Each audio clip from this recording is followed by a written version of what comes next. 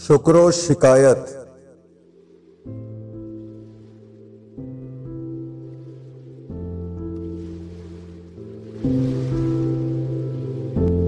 میں بندہ نادا ہوں مگر شکر ہے تیرا، رکھتا ہوں نہا خانہ لاؤت سے پیوند۔ ایک ولولہ تازہ دیا میں نے دلوں کو، لاہور سے تا خاک بخارا و سمرقند۔ تاثیر ہے یہ میرے نفس کی کہ خزاں میں، مرغان سحر خواں میری صحبت میں ہے خرسند۔ لیکن مجھے پیدا کیا اس دیس میں تو نے،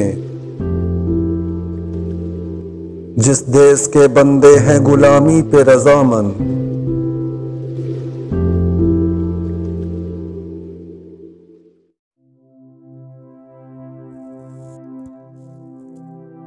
علامہ اقبال اللہ تعالیٰ کا پہلے شکر ادا کرتے ہیں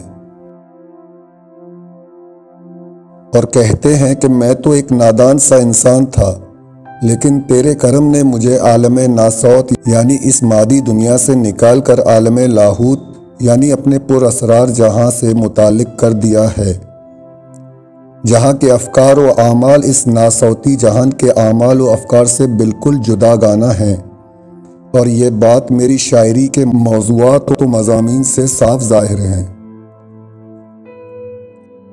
میں نے ایشیا اور وسطی ایشیا کی قوموں اور ان میں سے بھی خاص طور پہ یہاں کے مسلمانوں میں اپنی شاعری اور اپنے پیغام کے ذریعے ایک نیا جوش اور ایک نئی امنگ پیدا کی ہے، ان کو خواب غفلت سے جگایا ہے اور ان میں پھر سے آزادی اور عروج حاصل کرنے کا ولولہ پیدا کیا ہے۔ میں نے وہ پیغام جو اپنے کلام کے ذریعے دل و جان کی گہرائی اور خلوص نیت سے دیا ہے، اس کا یہ اثر ہوا ہے کہ خزاں کے موسم میں بھی جو پرندے علی الصبح نغمے الاپتے ہیں، یعنی جو لوگ غلامی سے آزاد ہونا چاہتے ہیں، میری صحبت میں خوش ہیں، میرے پیغام پر کان دھرتے ہیں، لیکن حالات انہیں کچھ کرنے نہیں دیتے۔ لیکن اے میرے پیدا کرنے والے، مجھے تجھ سے خاکم بدہن یہ شکوہ ہے کہ مجھے ایسے ملک میں پیدا کر دیا ہے جو غلام ہیں۔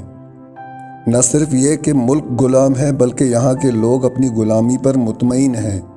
اے کاش میں کسی آزاد وطن اور کسی آزاد قوم میں پیدا ہوتا، تو پھر دنیا کو میرے پیغام کی تاثیر، اس کے نتیجے اور میری قدر و قیمت کا پتہ چلتا۔